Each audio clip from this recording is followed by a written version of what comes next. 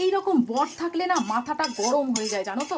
আজকে এমনিতেই রান্না করতে ইচ্ছা করছে না, আর দেখো কোনো রকমে একটু ট্যাংরা বার করে ফ্রিজ থেকে ট্যাংরার ঝাল ঝোল করলাম।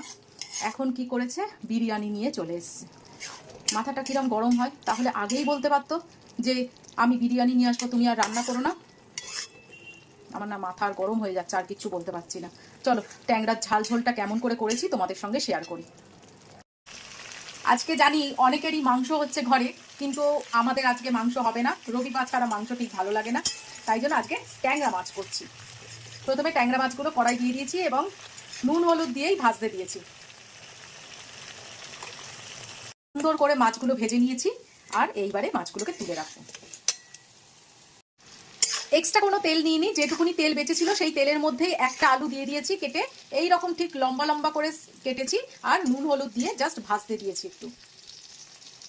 নর্মাল একটা তরকারি করব ট্যাংরা মাছ দিয়ে, যেটা ওই কাজ করতে ইচ্ছা না করলে যে তরকারিটা করে অন্তত পেটটা ভরানো যাবে। আলুটাও ভাজা ভাজা হয়ে গেছে সুন্দর করে, আলুটাকেও তুলে রাখবো। আজকে একদম মন করছে না রান্না করতে, কি জানি ভালোই লাগছে না। দেখো খুন্তিতেও উঠছে না, দাঁড়াও আগে তুলে রাখি। এইবার ওই তেলের মধ্যে দিয়ে দেবো সামান্য একটু চিনি আর একটা মাঝারি সাইজের পেঁয়াজ।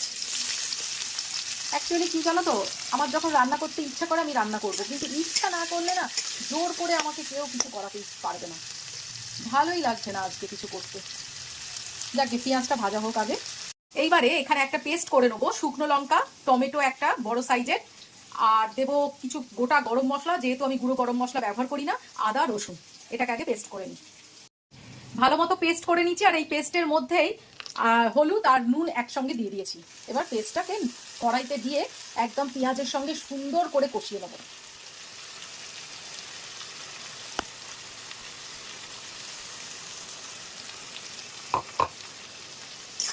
এর পরের জন্মে আমি ছেলে হয়েই জন্মাবো।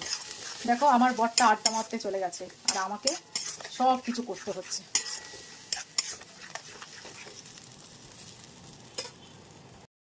মশলাটা ভালো মতো কষানো হয়ে গেছে, এইবারে আমি সমস্ত পরিশ্রমে জল ঢেলে দিলাম। মিক্সির বাটি ধোয়া জলটা দিয়ে দিলাম। এবার একটু ফুটে উঠুক। ঝোলটা ভালো মতো ফুটে গেছে, এইবারে আমি আলু আর মাছটা দিয়ে দেবো এর মধ্যে।